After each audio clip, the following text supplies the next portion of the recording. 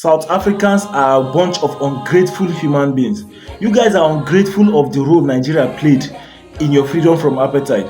Above here is the letter the then Prime Minister of Nigeria, Sir Abubakar Tafawa Balewa, sent to the ANC to assure them of his support in their fight against apartheid.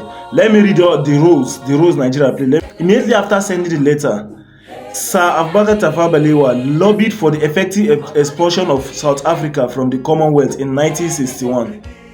In 1976, Nigeria set up the Southern Africa Relief Fund, destined to bring relief to the victims of apartheid regime in South Africa.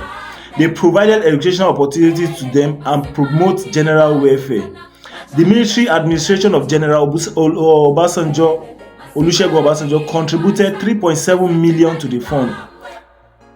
Meanwhile, General Obasanjo made a personal donation of $3,000 to the fund. All Nigerian civil servants and public officers made 2% donation from their monthly salary. Nigerian students, they skipped their lunch to make donation. And just in 6 months, in June 1977, the popular contribution to the fund reached $10.5 million. The donation to the South African Relief Front were widely known in Nigeria as the Mandela Task. If you don't know, ask your forefathers. A first group of 86 South African students arrived in Nigeria in 1976 following the disruption of educational system in South Africa. Hundreds of South African students benefited from the funds, having come to Nigeria to study for free. Nigeria had also welcomed many South Africans like Thabo Mbeki. Thabo Mbeki spent 7 years in Nigeria from 1977 to 1984 before he left to the ANC headquarters in Lusaka, Zambia. Nigeria alone has spent over $61 billion to support the end of apartheid, more than any other country in the world.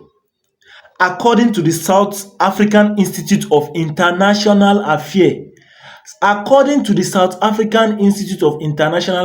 we Nigerians have spent over $61 billion to fight apartheid.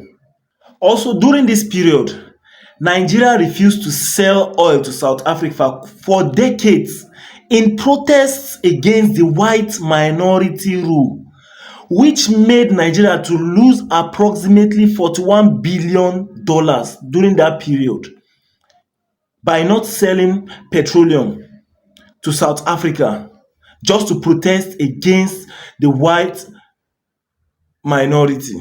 Between 1973 and 1978, Nigeria contributed $39,000 to United Nations Educational and Training Program for South Africans, a voluntary trust fund promoting education of the black South African elites. For South Africans who could not travel abroad because of the apartheid regime had withdrawn their passport, Nigeria government issued more than 300 passports.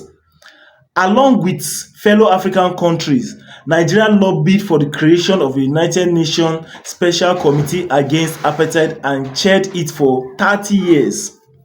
Nigeria also supported the fight against apartheid by boycotting the Olympic Games and the Commonwealth Games. Unfortunately, our brothers and sisters in South Africa have not been grateful to Nigeria. When Mandela passed away in 2013, Nigeria president was not even given an opportunity to speak. At the same time, the representatives of the US and the UK, the two countries supporting the apartheid regime, were in the spotlight. They were given the opportunity to speak. So maybe we can just say maybe apartheid has not really ended in South Africa. Yes, it's possible.